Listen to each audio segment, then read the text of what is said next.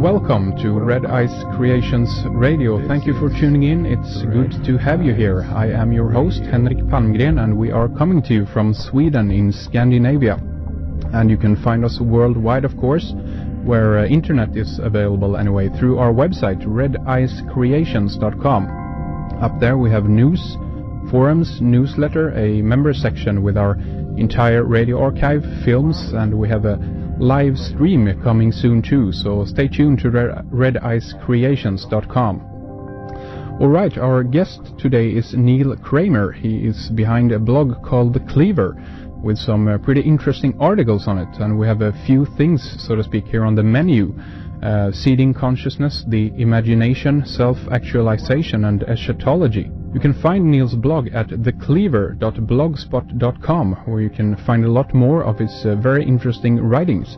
And Neil wrote a pretty interesting article about rebooting the planet with connection to the 2012 date that was pretty interesting. And that will take us nicely into the topic of eschatology, of course, but one thing at a time here. So let's begin to say welcome to our guest. Hi Neil, welcome to Red Ice Creations Radio. Hello to you, Henrik, and thank you very much for having me here. It's good to have you, thank you for coming on. I would like to kind of talk a little bit about your blog, I guess, and basically when you started it up, and I guess even what spawned you in the beginning to start it, Sure. Well, I've been contributing to various websites and articles and essays and stuff on the internet for, the last 4 or 5 years, and a friend of mine suggested that I should consider putting these thoughts and ideas into one place. And I think as the technology developed to a point where it was quite easy to set that up without being able to, have to sit there and kind of code anything. Yeah. The blog route sounded quite interesting, because I was under the impression that it was kind of a diarying tool, which is not really what I was trying to do. I didn't want to create a journal. Yeah. But it did give me the ability to put some of my ideas forward and, post sort of hopefully quite well thought out and reasoned arguments and observations, and of course to share that with people. That was the whole point of it. Yeah. So I started that up back in sort of middle of 2006 last year. Mm-hmm. So I think it was May time, something like that.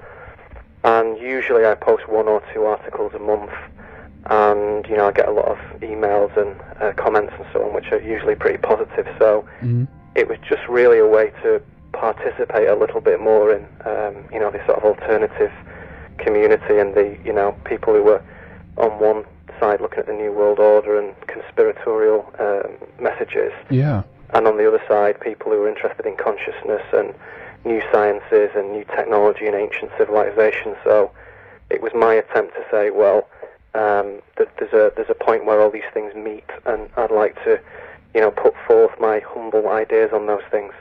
Yeah, definitely. And I think that's an interesting point, and a very good point, that there is a connection between the two, and I think it's important to recognize that. Don't you agree? Yeah, I think so.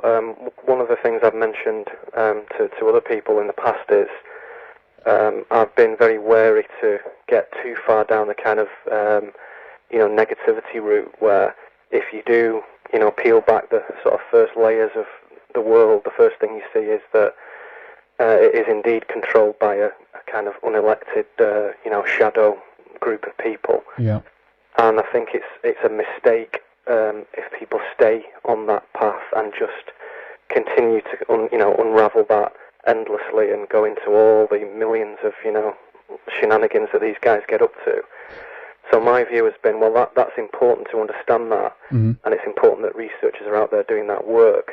On the other hand, the people I've most enjoyed reading and listening to and learning from are those who actually offer something as a positive, as a solution, and as an alternative way of thinking and approaching things. So that's where the conspiracy moves away from problems to actually moving away to some answers and to some, some real kind of possibilities. So people looking at consciousness and human potential, and also, a lot of ancient wisdom that's kind of locked up in, temples and ancient tablets and ancient books and scrolls.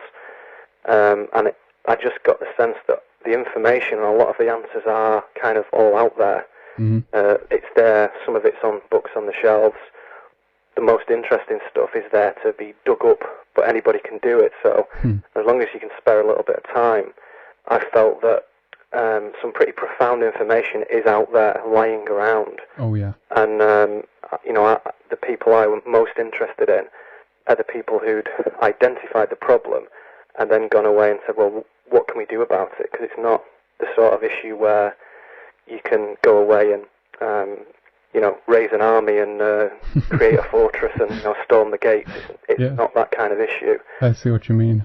So, so my attitude is that if you identify how the mechanism works, the next step is then to identify an alternative mechanism to replace it. And most of that starts off in a very kind of Buddhist sense where it is all within. And I kind of realized a long time ago, I had the intuition initially without any information to back it up, that everything that we experience and that is around us is a projection from something inside.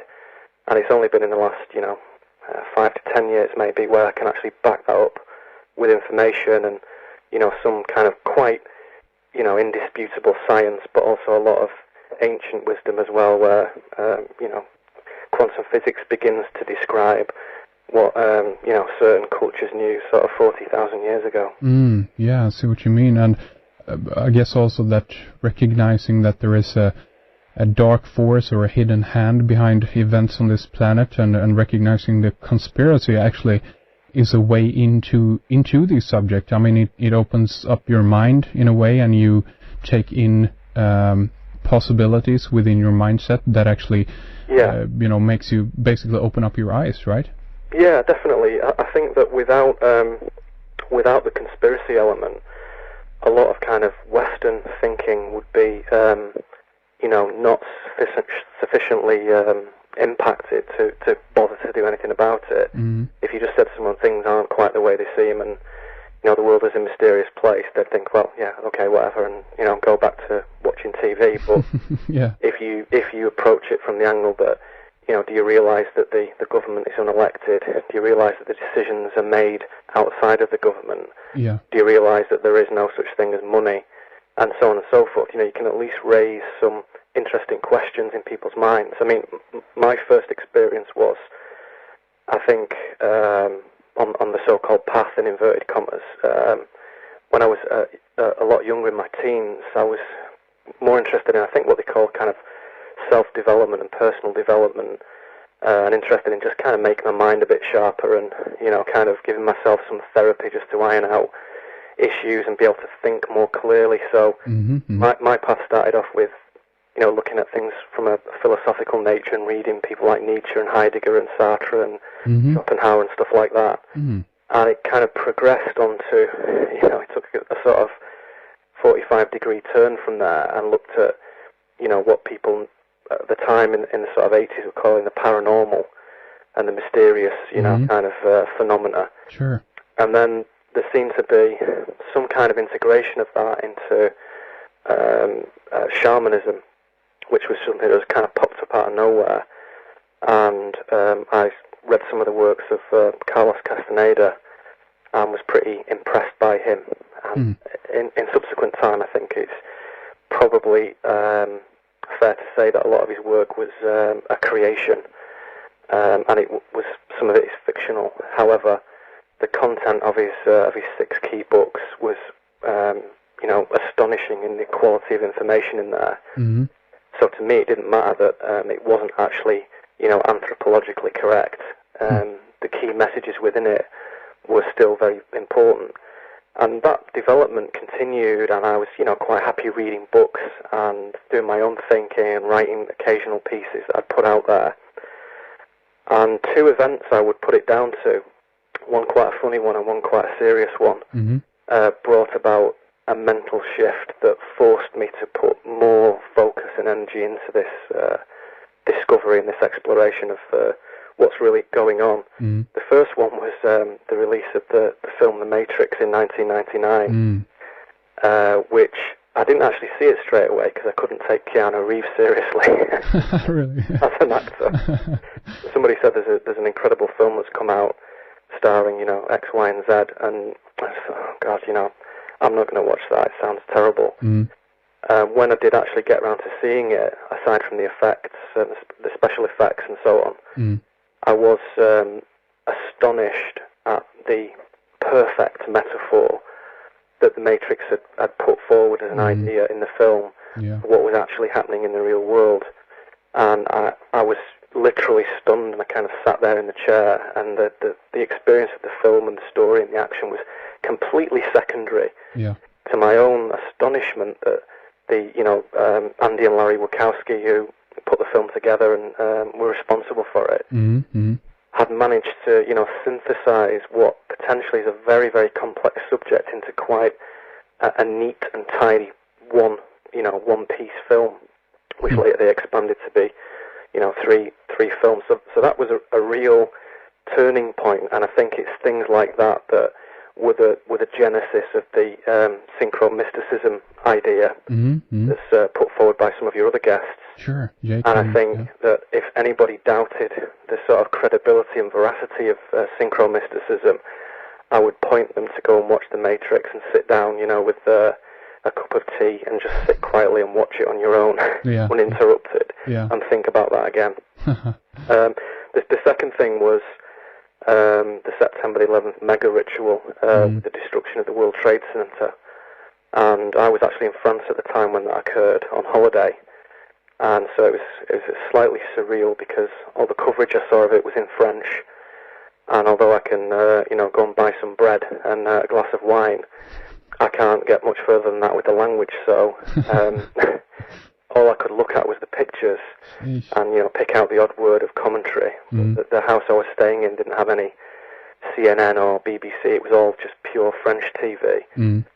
And so I had quite an eerie aspect to it anyway, because I didn't have the familiar language to, that the report was wrapped up in, so heavily in the States and in the UK and in Europe. In native-speaking country, it wasn't like that. It was just foreign language, but with these incredible images, punctuated throughout it. So I think those two events, very, very different in nature, of course. As I say, one quite a flippant one and one a very, very serious one. Oh, yeah. They really raised the bar in the importance of what I was doing. And I realized that what could have been interpreted as quite a selfish, self-evolution process was actually much more significant and much more selfless, in fact, in that I was really trying to figure out what was going on, not for me, but for everybody, basically. And I think certainly from 2002 onwards, there was an explosion of interest and an explosion of intent through the internet, where people from all different angles and all different disciplines were suddenly moved to do something about this, this collapsing paradigm, and say, I've had enough. I'm not going to do this anymore. So, everybody does something. Some people write books and blogs and, go on lecture tours and stuff, and that was my point where I began to take things a lot more seriously. Very interesting. Both The Matrix and 9/11 are also things that are, close to my own kind of awakening, process, I guess. So that's very interesting. But what I would like to ask you, considering that you couldn't, understand the language so good regarding the French, coverage of 9/11, what the heck did you? What did you think about, since you couldn't hear the spin, so to speak? What was going on? Yeah, that's a good question. I know what you mean. I think that the thing that was most suspicious about it was, initially when I looked at it, I thought, somebody, it's incredible how anybody's managed to get hold of a plane or, several planes and perform this technically very, very difficult maneuver. Mm-hmm. And I thought that was strange, but what was even stranger was that within a very, very short space of time, considering that this happened, AM in the States, was that within 60 to 90 minutes, the connection was being made with a, relatively unheard of to the public terrorist organization. Mm-hmm. And they were showing footage of people jumping up and down and cheering, Arabic people with different coloured skin and different types of clothes and carrying rifles, jumping up and down in the street. Mm-hmm. And I just felt it was a very crude and very unintelligent piece of journalism, and it was across all the stations. And I thought, this is almost reached the point now, and this was the paradigm shift for me, where the people creating this illusory world and this illusory event, mm-hmm. which was not, of course, as it appeared to be, the people creating that can almost not be bothered disguising their treachery to any great degree. So they just put forward a very, very kind of, primary school, elementary school sort of explanation that 90% of people might swallow, but a good proportion knew that it was nonsense. And I was stunned at the level of unintelligence involved in that. So yeah, I mean, and that came out later, actually. It seems to be that they were showing these kind of pictures all over the world, basically, at least in the Western world, and it came out afterwards that the reporters on some of those clips had actually faked the entire thing. They have actually asked, basically, they've gone down to some village, I can't remember exactly where this was. It might have actually been in Iraq or Saudi Arabia or somewhere. Yeah, when they asked them basically to, Saddam statue down, and that was all staged, yeah. Oh, yeah, sure, yeah. But I mean, directly after 9/11, they said, okay, can you, holler in front of the camera or express joy or whatever, Yeah.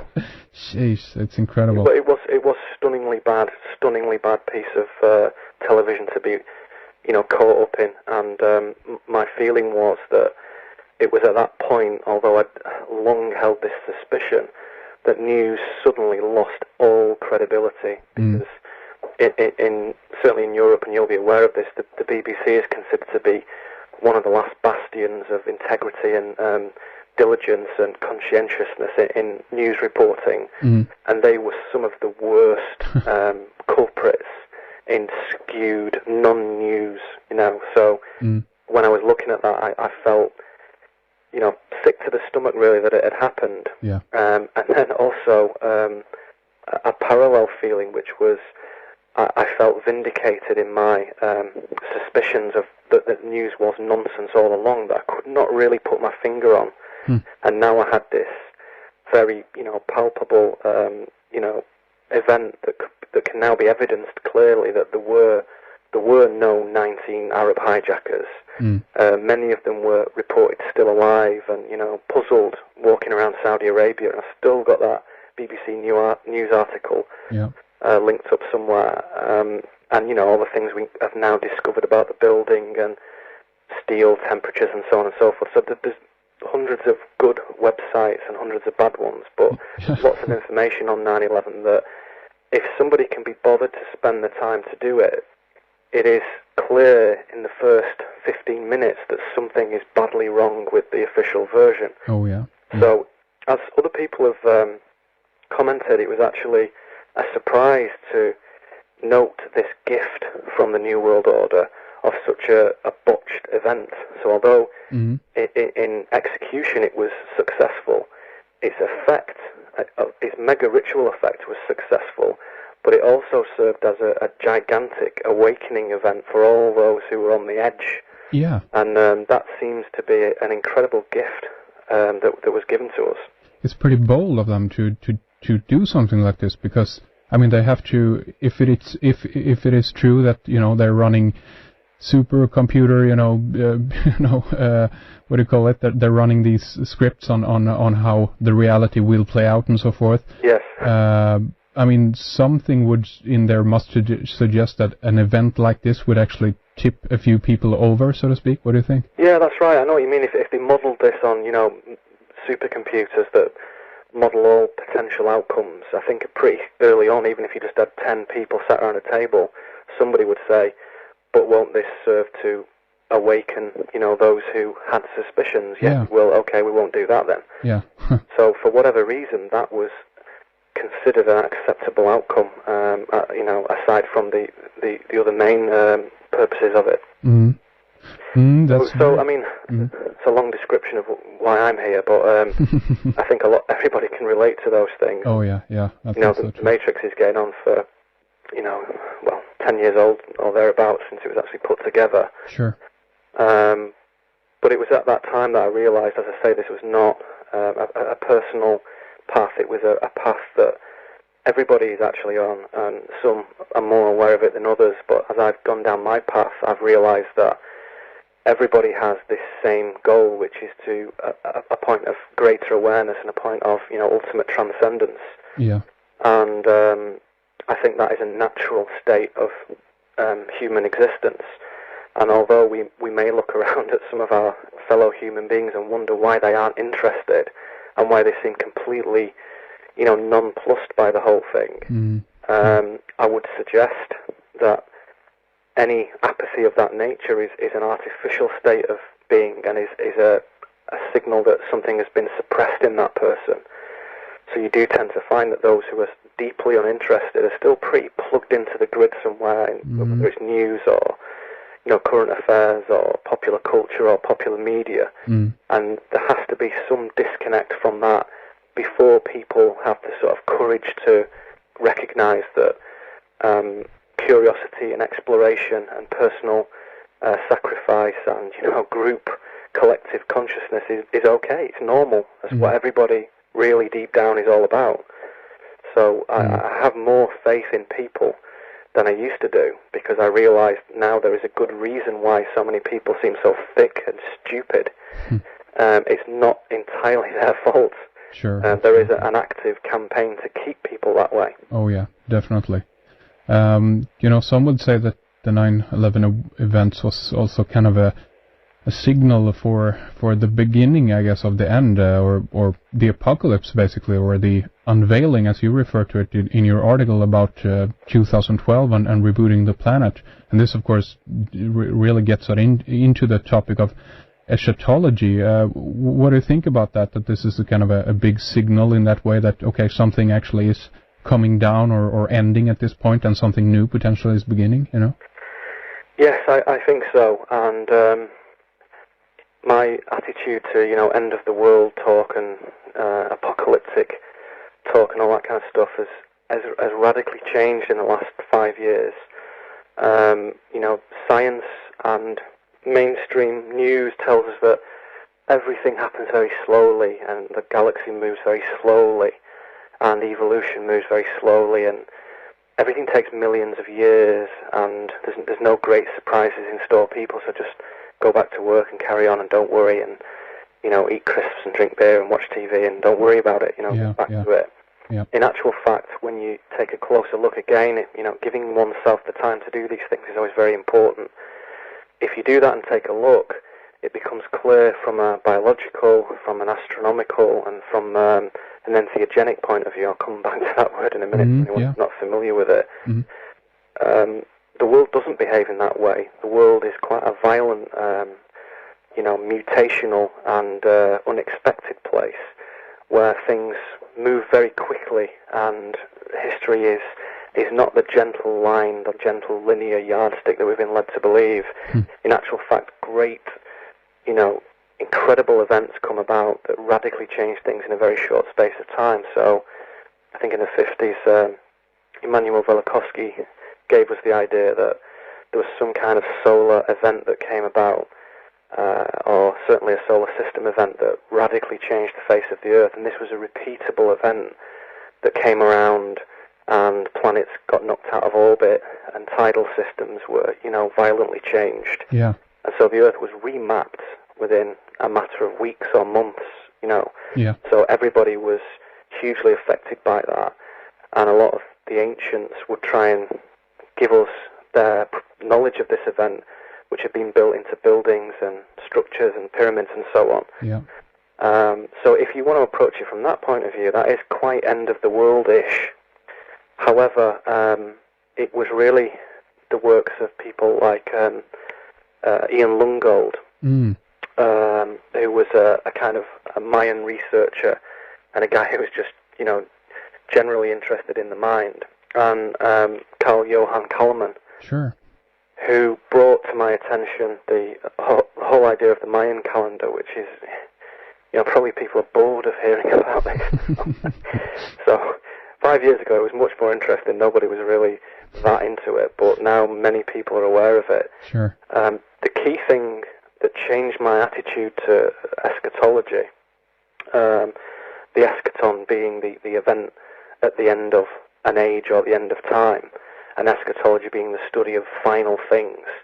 The thing that changed my mind to that was the understanding that Ian Lungold and Carl Johan Kalman put forward, which was that the key temples in Mayan civilization, which is the three key ones, are the Temple of Inscriptions at Palenque, the Pyramid of the Jaguar at Tikal, and the Pyramid of Kukulkan at Chichen Itza.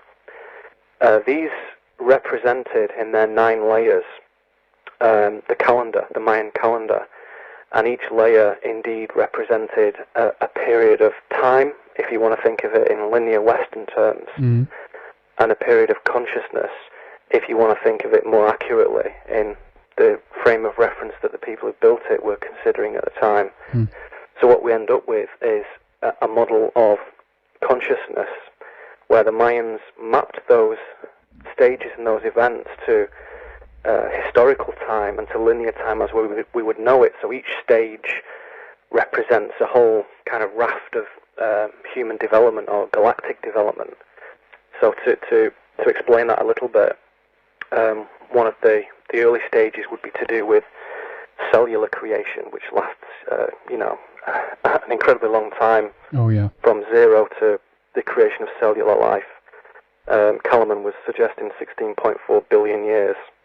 And his calculations were based on artifacts that the Mayans had left, where they measured time in huge units of different measurements. That they had tons and pictons and k-tons, and each layer was roughly kind of 20 times shorter than the next one. So the next mammalian development cycle above the cellular one lasted 820 million years, and then there was family and tribal and regional and national and planetary, and it grows and grows and grows until it reaches a point which, is December the 21st, 2012 or thereabouts, where the cycle of individual consciousness moves to a kind of galactic and universal level.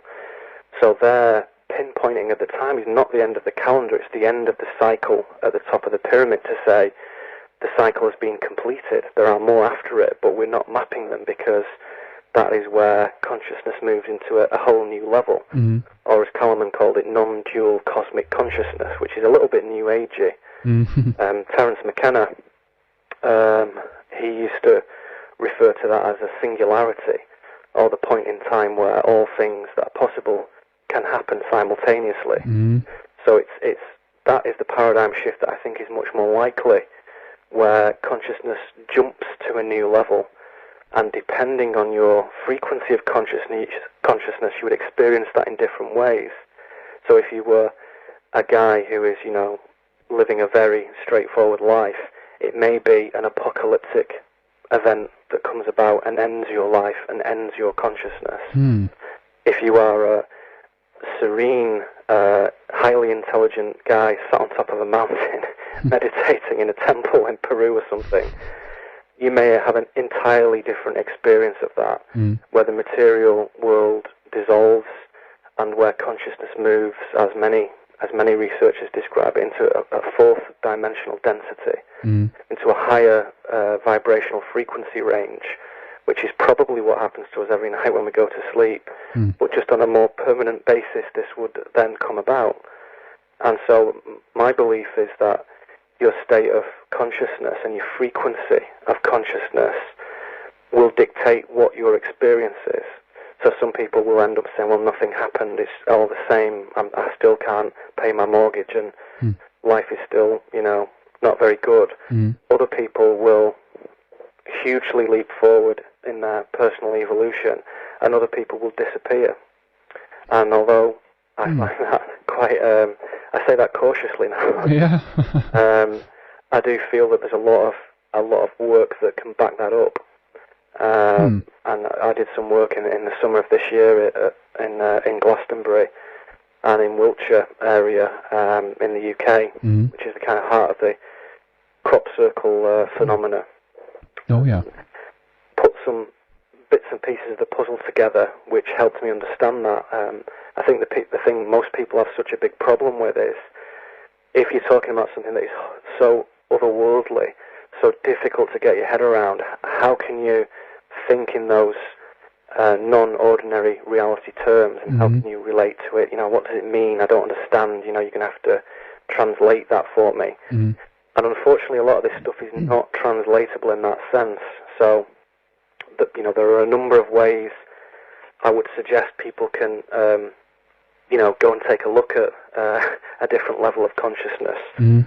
One is through meditation, which is an age-old practice. One is through the ingestion of sacred sacraments, sacred medicines, and one is through what occultists would refer to as astral projection. They all achieve the same thing, which is they shift your frequency of consciousness to a higher level, from a third dimensional state to a fourth dimensional state. And once in there, you can take a look and you can understand the symbols and the energies and the new lexicon and the new vocabulary that falls and disseminates from this world.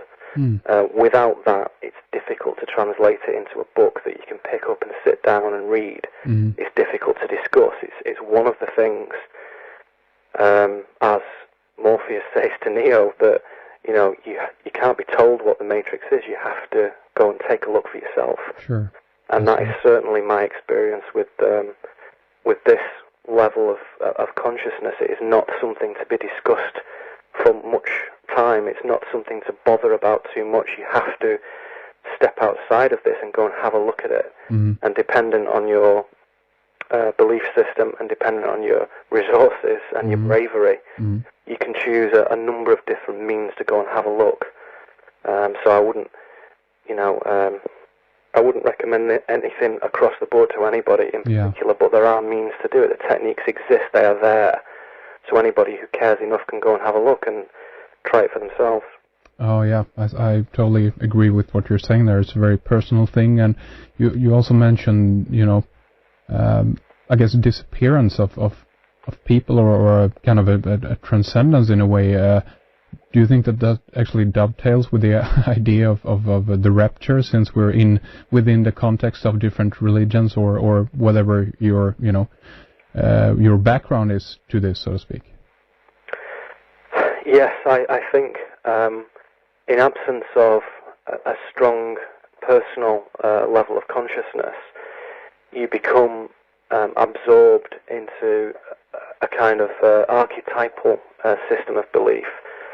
So many kind of channeled works, which I used to think were a bit dubious, but I'm a little bit more sympathetic to these books now, where entities have transmitted information to psychically sensitive people. Many channeled works suggest that if your level of consciousness is low, you become absorbed into Christianity or into Islam or into Hinduism, and indeed your death experience or your epiphanies will reflect that in their imagery and in their content. So many people who are firm, devout Catholics, for example, when they die, they will indeed find themselves in a rapturous, wonderful place. With somebody looking after them and the relatives greeting them and a God looking down happily with them. And the naughty ones will indeed spend an amount of time in an awful sulphur ridden, disgusting hellhole. And belief is so powerful, and collective consciousness is so instructive in how it creates the world, that it can create these whole levels of being that have independent existence. They're not just something that exists in a flimsy imagination. They become probable universes and probable realities. So the danger is if you have no clarity of consciousness and no quality of your own personal consciousness, you end up gravitating towards the dominant archetype realm, and depending on where you live and who you are and your socio-economic background and so on and so forth, that will be a number of different things. So it is dangerous not to think. Oh yeah, I see what you mean, and that's a very good point actually. You kind of gravitate towards someone else's worldview instead of your own, and you're entrapped in a belief system of, let's say, that the end of the world, or that what you described previously with this, basically some term, it's a singularity of consciousness, I guess, that something happens that actually expands beyond everyone's, wildest imagination, basically, and whatever you want to manifest, you can actually become part of that reality or create it. So let's say that is something that actually is going to happen.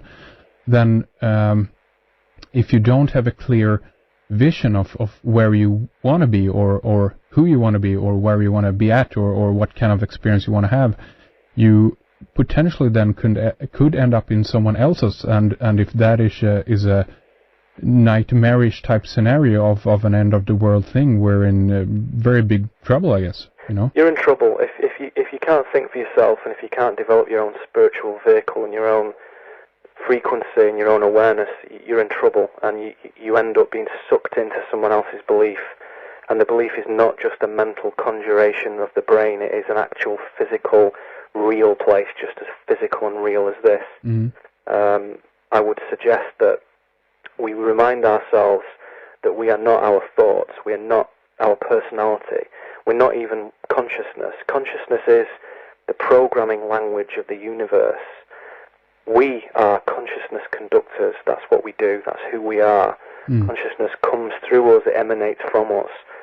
If you switch off your conductivity, if you refuse to be part of the natural cycle, you refuse to think, you refuse to be, then somebody else will subsume you, will consume you, and you will end up for a period, not indefinitely, because I think everything gets to its destination eventually. We are, in principle, indestructible, but you may spend an unpleasant period of time, shall we say, somewhere that you don't want to be. So until you, as a modulator, until you realize that you are the one who is in control, right? Correct. We are the creators. We are the ones who are targeted on this planet because we are the ones who transmit the reality just like everybody else does. If you switch your brain off and you are sucked into the mainstream media illusion, which is so easy to do. I mean, it still gets everybody, including myself, all the time. You just switch the TV on and you realise you're drooling out of your mouth and your eyes are half shut and you've been sat there for 45 minutes and quickly turn it off again. It's still capable of doing that. We must understand that we are being used because we create reality. So if we are manipulated in a certain way, and if we are shaped and modulated in a certain way, then our creation becomes not ours but somebody else's. So the brain is the modulator. The DNA, as I've come to discover personally, is the transmitter-receiver for this. So the DNA is our aerials, and this was proposed many, many, many, many years ago by lots of different kinds of people. Most recently to me by Jeremy Narby, who wrote a book called The Cosmic Serpent, which was really his reflections on the discovery that the Indians, the Native American Indians and the local people that he was dealing with, in fact they weren't Native Americans, I can't remember, it's ignorant of me to forget, but the indigenous peoples of the area where he was studying, they ingested a form of dimethyltryptamine, which allowed them to communicate across the jungle and find things, detect water sources, communicate with other shamans who were far away. And this uncanny ability, which was, evidenced over and over and was, not doubted, this guy, Jeremy Narby, he couldn't really put it together until he took it himself.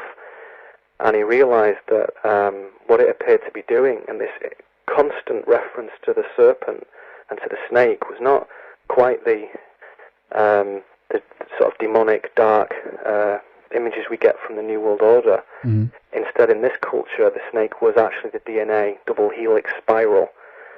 And the shamans understood that it was this aspect of us, as well as it building proteins and doing its functional job for the body, was actually the aerials that could transmit and receive profound information in vast quantities throughout the entire ecosystem, and everything could communicate with everything else, the plants, the trees, the birds, the animals, the sky, the rocks, everything was involved. Yeah. Our DNA, that the 97% or thereabouts that the mainstream science refers to as junk DNA, is responsible for some of the most incredible psychic activity that can be imagined.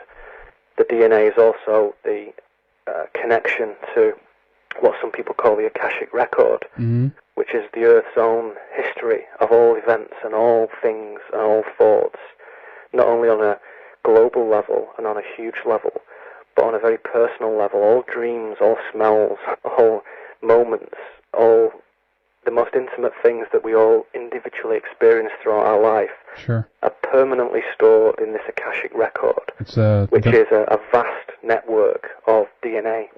It's the log of the machine of the universe, And every galaxy, and every area, and every universe, and every intelligence has one.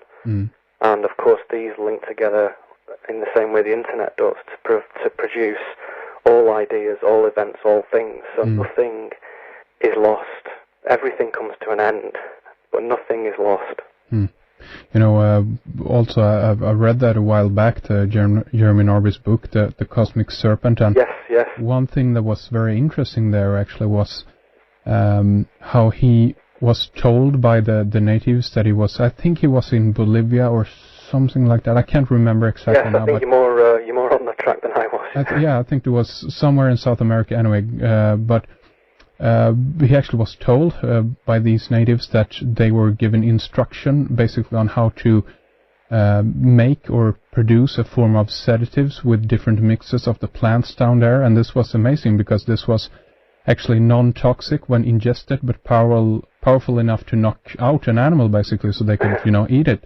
And this was actually the basis, I think, for what we use in Western medicine for sedatives basically, or some kind of... Yes, that's true. Yeah, well remembered. Yeah, exactly the case. And also added to that, the native peoples had figured out that the psychoactive chemical component of this brew that they created was not orally active. It did. If you drank it, nothing happened. Yeah, exactly. So they also found from all the zillions of other plants in the region that certain plants, when taken with an MAO inhibitor, would stop that enzyme in the gut breaking the reaction down and would allow it to happen. And so they mixed two plants together, which could have, how they knew what they were is anybody's guess. But this particular combination of plants, and it's not just ayahuasca. Those who are thinking, oh yeah, he's talking about ayahuasca, that's one of them. There are many, many more. Yeah. And ayahuasca is a description of potentially a number of different things, a combination of plants, but they always consist of at least some harmaline or harmala alkaloids and DMT or NN-DMT. And when taken, this profound event, kind of catapults the participant into a completely different layer of reality. They're not tripping, they're not going out the brains, they're not going mad, it's not druggy stuff. They're simply turning the dial from 3D to 4D.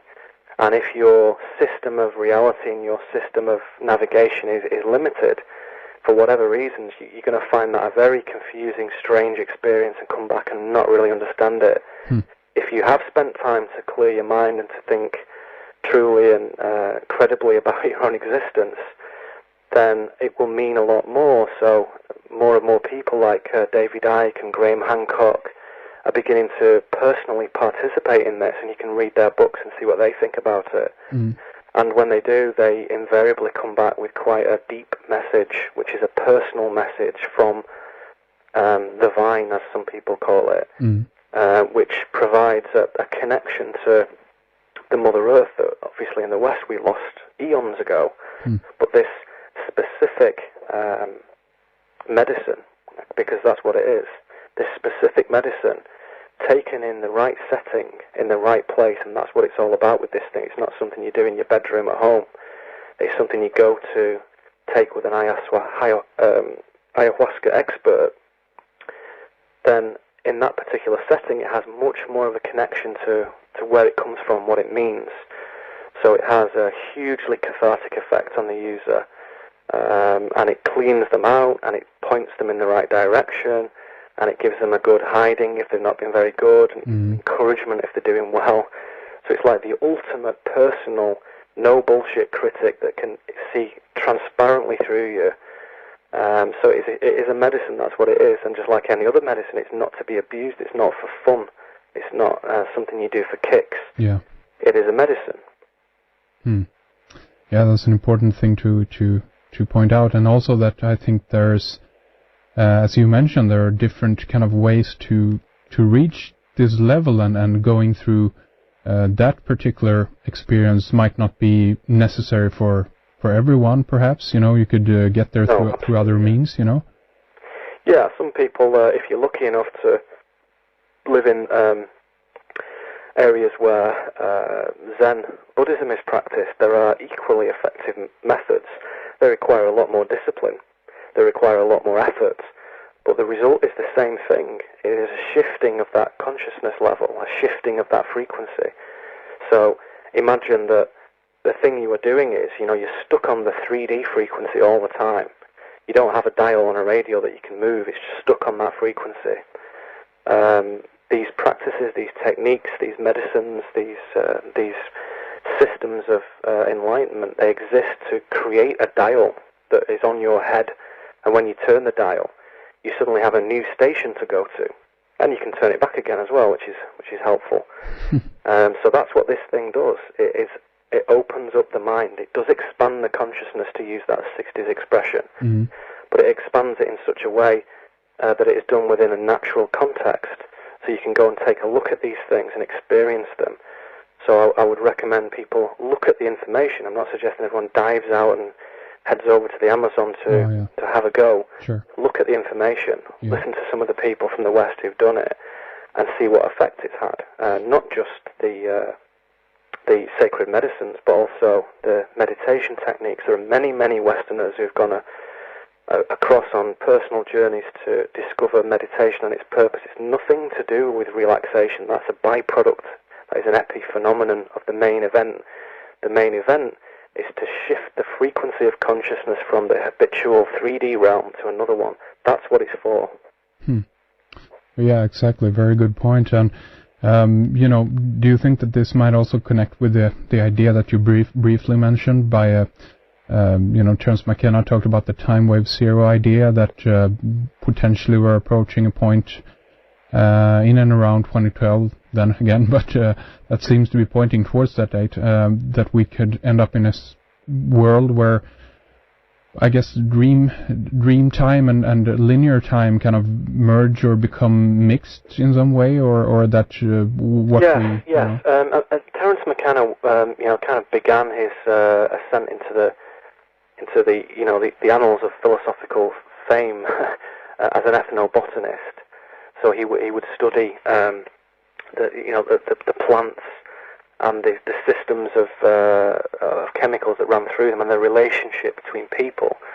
So if you take a look at my blog at some point, you'll see that I think my latest sort of article covers some of this, and there's some links to some of the more esoteric or unusual terms. And so he had approached it from the beginning with access to this medicine. And of course some people think, oh yeah, he's a crazy, druggy, long-haired guy, and what's he talking about? If you listen to McKenna speak, which I would definitely advise people go and do, and there are various podcasts that are all in existence and free to download as far as I can gather. And if you go and take a look at my blog, over on the right-hand side there are some links. There's one there to a brilliant podcast by a guy called Lorenzo, the Psychedelic Salon, and he has a lot of McKenna material on there. Mm-hmm. What you will find when you listen to McKenna is he's one of the most incredibly articulate and incredibly linguistic people you'll ever meet. Mm-hmm. Although you won't meet him because he's not around anymore, but you'll meet him through his words, and you'll meet him through your resonance with them. And he put forward the idea of the time wave, which was an idea that centers around an ebb and flow of novelty, which the universe creates, which when you can determine that to mean a couple of different things, and in my blog I'm just pulling it up to remind myself, I described it as kind of dynamic creativity in the universe. And this thing comes around and enables us to create, to build, to civilize ourselves, to grow, to develop consciousness, to move, to refine, to do all the things that you would imagine nature would want to do with itself. But this element of the universe has a pattern, as McKenna described it, a fractal geometry, which eventually spirals down in the same way that a shell does that you would pick out of the beach. When you look at those shells, they spiral in and then get to a tiny point. That point in the middle is the singularity. Yep. And at the singularity, all novelty is infinitely expressed. And when he mapped out his time wave, which was based on quite subjective judgments, quite subjective interpretations of history, and when certain inventions came about and civilizations came and fell and systems of thought emerged, this time wave came to an end initially it was in 2011. He revised that when he started to discover the Mayan calendar because it was such an obvious connection, and although he had no knowledge of it when he was developing his time wave theory. And by the way, that's interesting because that's kind of the other way around, because I know that Carl Johan Kellerman actually points towards 28th of October, I think 2011 as the end point. Yes, and I think it would be wise for anybody who's looking into this to not be specific about the 21st of December 2012. It's not a light switch moment. Yeah, sure. It's a crest on a graph. It's the apex of a certain mapped out line. It's not an event where somebody throws a switch and everything changes instantly. Yeah. I don't think it's going to work like that.